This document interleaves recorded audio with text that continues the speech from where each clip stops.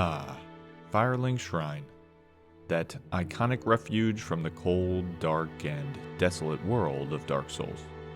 And also, it turns out, one of the keys to uncovering a massive, largely hidden story of Lordran, of its people, its religion, and of the undead curse. I mean, just look around this place. Look at these ruins. These are peak ruins right here.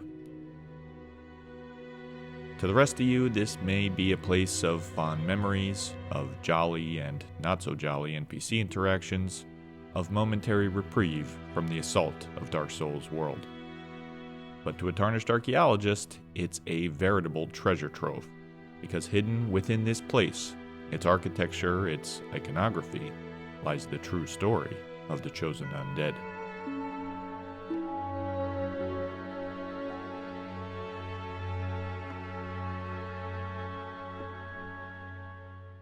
Let's start with the basics. The name Firelink Shrine tells us pretty explicitly what its function is. It's a shrine to the linking of the fire, something that has only happened once in the history of the world to this point, by Lord Gwyn 1,000 years ago, but that legend says will happen again one day. Structurally, it is connected directly to the New Londo ruins and the Undead Parish, both important cultural centers for the undead, a point we'll expand upon later. But for now, we can just say that, obviously, this place was built for the undead.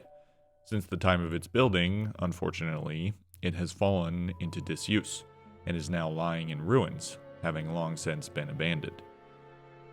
But it's not hard, once you finish the game, to understand its original purpose. It was built for the purpose of facilitating the linking of the flame.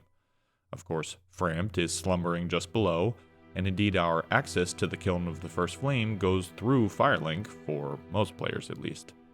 Cut content even indicates that at one point in the game's development, the player would actually access the firelinking altar by a sliding door in the back of the shrine, but we'll return to that point in a bit. For now, we can just say that despite its dilapidated state, it retains a certain allure to the remaining undead of the world, judging from both the connection to the Undead Asylum via the Crow Express, and the fact that various NPCs wander through here on their own journeys. Clearly, Firelink is special to the undead, not just to us. But there's another key feature of this place, and that is the sole piece of iconography: the statue of a woman and a baby. The woman is humbly hooded, and the baby is still in its swaddling clothes. If you've seen our Bloodborne videos, or indeed have any familiarity with medieval and Renaissance Christian art, it does not take a great leap of, faith to understand that this statue is in the form of the Madonna and Child, the Virgin Mary and Infant Jesus, which is a near ubiquitous feature of European medieval art, the time period and culture that Dark Souls draws its primary aesthetic inspiration from, with some notable exceptions. So clearly the statue borrows some aesthetic inspiration from Madonna and Child, but if it were just that, just an aesthetic inspiration, we could leave it at that. But as we've argued in our Bloodborne series, Miyazaki and his team almost never just borrow images straight from real-world art and culture. Instead, they use them as a template, and once they have their own story that they want to tell, they make very specific changes to the iconography. Think, for example, of the moon-sniffing priests that flank what would otherwise be a pretty standard Annunciation scene in the Church of the Good Chalice. Or how in Elden Ring, the ancient dynasty's origin story is written on a near replica of Shalmaneser's Black Obelisk. What? That episode's not out yet? No. The one about how the ships display the arrival of the technologically advanced Newman? Wait, we haven't released that yet? Can't everyone already see that there are caravels on the relief?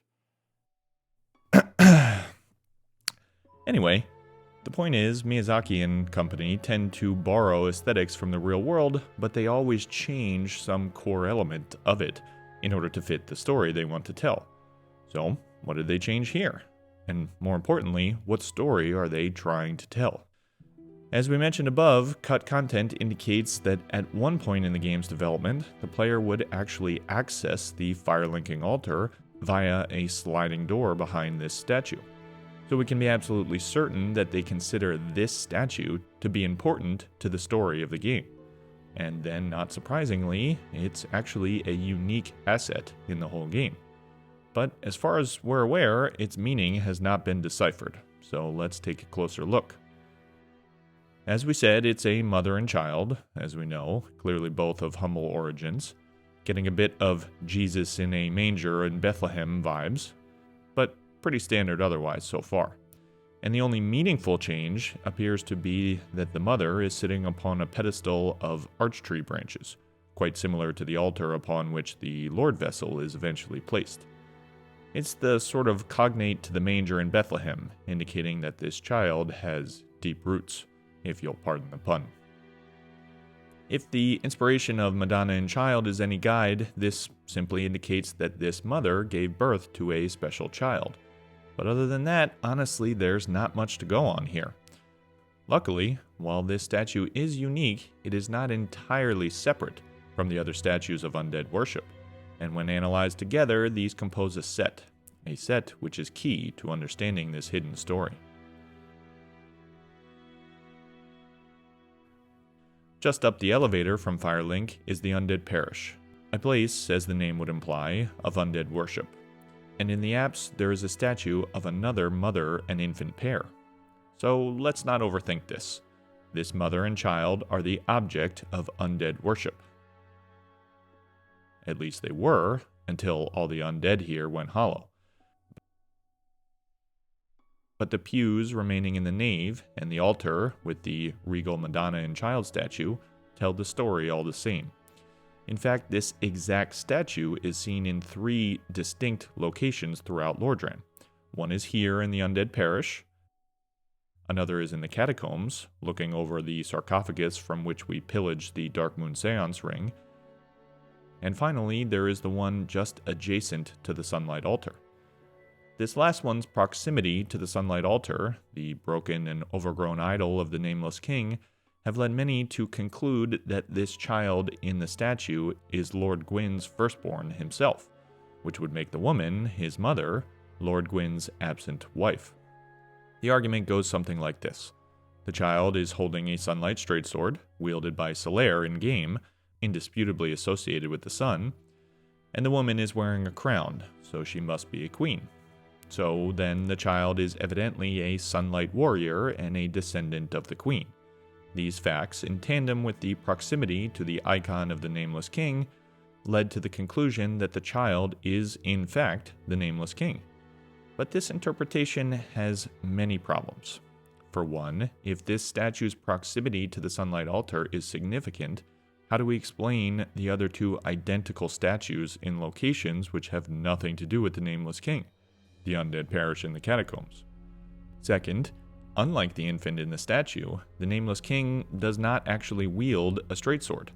All of his iconography, and indeed his boss fight in Archdragon Peak, indicate that he is closely associated with the sword spear, so it would be odd, to say the least, to depict him without his most famous weapon. Third, this interpretation does not account for the ruined state of the Nameless King's altar, broken at the ankles and overgrown with moss and weeds, while the Madonna and child statue next door remains pristine. If the Nameless King was erased from the annals of history, and his statues were likewise removed or defaced, as they certainly were in Orlando, then why would there be any remaining iconography of him as an infant, left untouched and apparently still worshipped by the undead? Moreover, why would the undead specifically worship the Nameless King at all? Hasn't he been largely forgotten? Sure, maybe a small mystery cult of Sunlight Warriors still worship him, but there is absolutely no indication that he should be the primary object of worship by the undead in Lordran. It just doesn't add up. No, instead we are forced to conclude that these Madonna and child statues tell a quite separate story from the Sunlight Altar statue. If we take a fresh look, it is obvious that these 2 were built at very different times, and while the Madonna and child has been tended to, The sunlight altar seems to be largely forgotten, with only Solaire coming to pray and give the proper respects. So if we free ourselves from the premature conclusion that the child in this Madonna and Child statue is Gwyn's firstborn, we are left with more questions. Who is the mother, and who is the child? Returning to the undead parish, the answers become clear. Here, once again, the woman is depicted as a queen, which we could take literally, but it may also just reflect the Mary, Queen of Heaven trope, which is all over Christian art.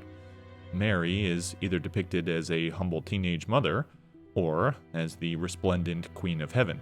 Same character, different depiction, and neither one implies she was actually a queen here on Earth. But more informatively, the statue is situated in the apse with a full nativity scene, wise men and animals coming to see the birth of the new special child, ripped pretty much straight from the depictions of the nativity of Jesus, the adoration of the Magi, the presentation of Jesus, etc. Its location here in the undead parish, the main place of worship for the undead, is critical, because it shows the birth of the divine or special child, the birth of the chosen one, you could say, and it is worshipped specifically by the undead. You will not find these statues or anything even similar in Anne Orlando, City of the Gods. No, instead, this mother and child pair is the core of the religion practiced only by the undead, and you will only find the relevant iconography in the lower city where the undead roam. We cannot stress this point enough. This is a religion that the undead even today still practice, not just some vestige of Gwyn's glory days. So whatever the core message of the religion is, it has to appeal primarily to the undead. And the iconography, based on the obvious allusion to Jesus, indicates a Messiah figure, although perhaps in this sense more of a fusion of the Christian and Jewish notions of the Messiah, the divine warrior king who will one day lead his people to glory, hence the crown and sword in hand even as an infant. This is not a depiction of some queen and infant in the past. No, it is prophetic, telling the story of how one day a child will be born that will bring salvation to the world. This is, quite simply, the prophecy of the Chosen Undead.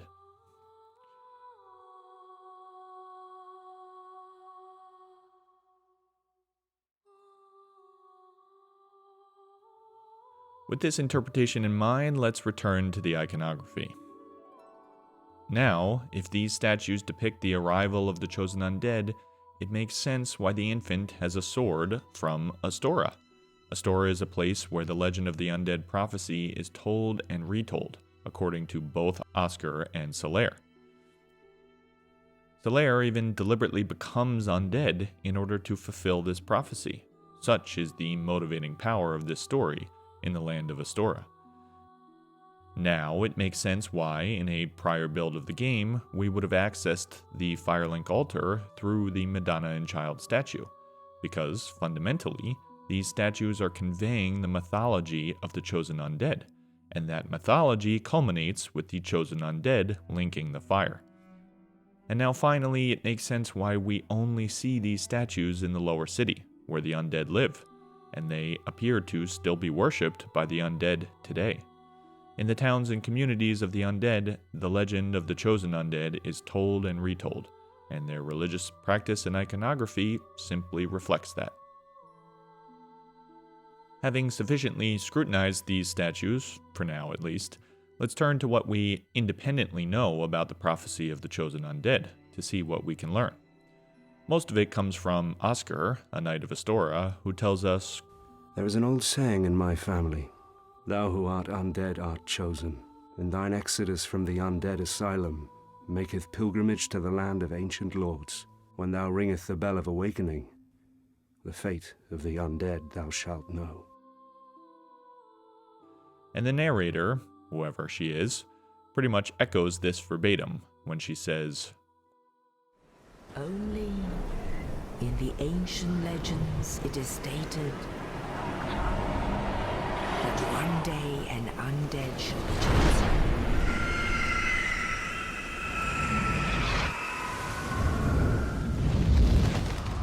To live of the Undead Asylum in pilgrimage to the land of the ancient lords. Lordran. So from these fragments, the basic sketch of the Chosen Undead is clear enough. They will be born, they will escape the Undead Asylum, they will make pilgrimage to Lordran, where they will learn their fate by ringing the bells of awakening. Once we do all that, Frampt does indeed reveal our fate, so to speak, when he tells us the canonical rest of the story. Chosen Undead, who has rung the bell of awakening, I wish to elucidate your fate. Do you seek such enlightenment? Chosen Undead, your fate is to succeed the great Lord Gwyn, so that you may link the fire, cast away the dark, and undo the curse of the undead. Leaving aside the, let's just call them little fibs that Frampt is telling here, he's telling us that our fate is to save the world, and once having found the true king, his job is done. He is King Seeker no more. No doubt you're all a little bored of talking about this point, but you just cannot escape the Judeo-Christian overtones of this story. A chosen one will be born, shown in deliberately Christian iconography, will make pilgrimage to the Holy Land, will take his rightful place on the throne, and will save the world through self-sacrifice. Sound familiar? The actual act of linking the fire in the end of the game is so shocking in its self-sacrifice because Frampt conveniently neglected to mention that succeeding Lord Gwyn, as he puts it, while technically true, doesn't quite capture the full scale of what we're asked to do. But before that, this prophecy hems quite closely to Judeo-Christian messianic mythology. The Jewish notion of the Messiah differs from the Christian one. To vastly oversimplify many centuries of argument and tradition, the Jewish Messiah is a figure of prophecy, that is to say, he has yet to arrive. He is said to be a future king of the line of David, and will be a warrior king and holy man who will bring salvation to the Jews in the end times, and usher in a new age, literally the Messianic age. Early Christians believed that Jesus was this foretold Messiah, an argument which no doubt sounded absurd to Jews at the time, because there was nothing in the Hebrew scripture about the Messiah being dead. In fact, he was supposed to be kind of the opposite of that, a mighty warrior king who defeated Israel's foes in battle, not a humble preacher who was crucified by the Romans. Suffice it to say, this was a matter of some disagreement among Jews and Christians of the 1st century AD. Eventually, this notion morphed into the Christian idea of the second coming of Jesus, thereby reconciling the fact that the purported Messiah was dead with the fact that he is still prophesied to come again in the end times. It's not hard to see how all these ideas and themes are played with in the story of the Chosen Undead. Though the iconography is more Christian, like we pointed out, like the Jewish Messiah, the Chosen Undead will be a warrior who will bring salvation to their people. And like the Jewish Messiah, he has not yet arrived.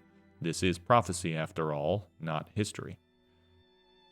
There's also something to the notion of resurrection here, perhaps, as the core feature of the undead is that they cannot fully die. And the Madonna and Child statue in the catacombs may indicate that some people believed that the Chosen Undead would be resurrected, in other words, reborn, in the end times.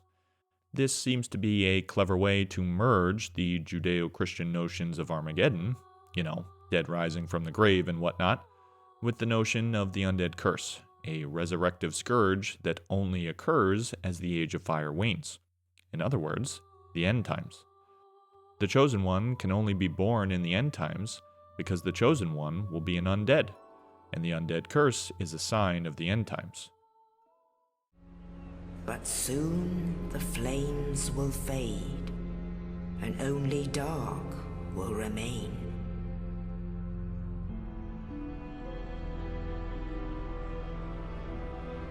Even now, there are only embers, and man sees not light, but only endless nights.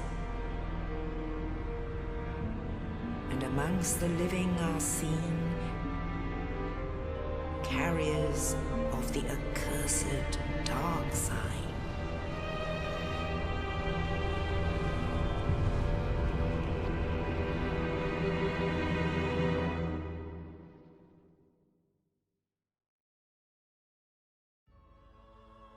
This prophecy is, of course, a critical element in the grand exploitative scheme of the gods to shepherd the humans to do their bidding.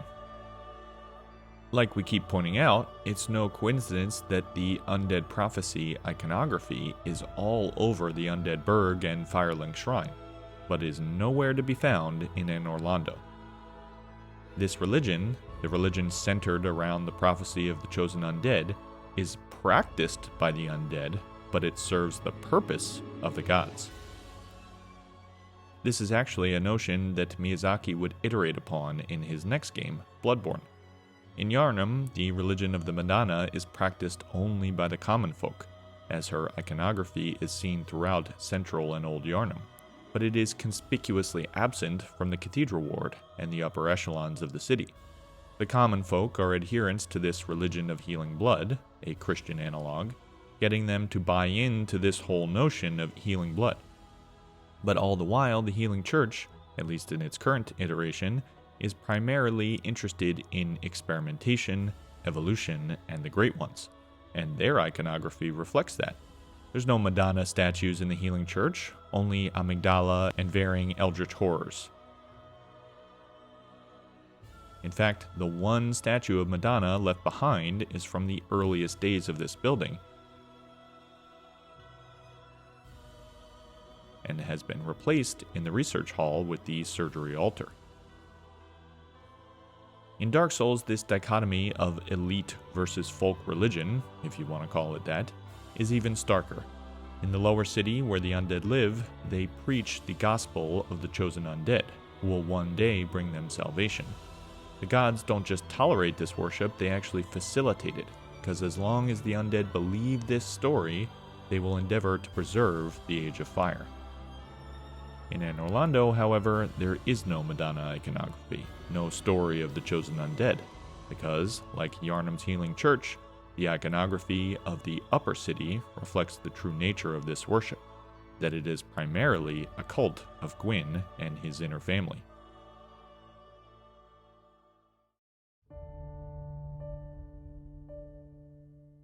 So it's all coming together, even if it's not all that surprising. Leave it to TA to spend 20 minutes discussing a statue just to tell you what you probably already know. That the undead practice a religion centered around the prophecy of the chosen undead, who will one day be born or reborn, succeed Lord Gwyn to preserve the Age of Fire, and thereby bring salvation to the world. But if you thought we were done with all this statue talk, then oh boy, you got another thing coming. Because there's another set of mother and child statues to interpret, and that's where things start to get really interesting. Because although there are many people who believe in the chosen undead, who believe that one day an undead will be born to bring salvation to the world, they definitely do not all agree on what that actually means. And in dire fear of humans, and the Dark Lord who would one day be born amongst them, only I know the truth about your fate. You must destroy the fading Lord Gwyn, who has coddled fire and resisted nature, and become the fourth Lord, so that you may usher in an age of dark.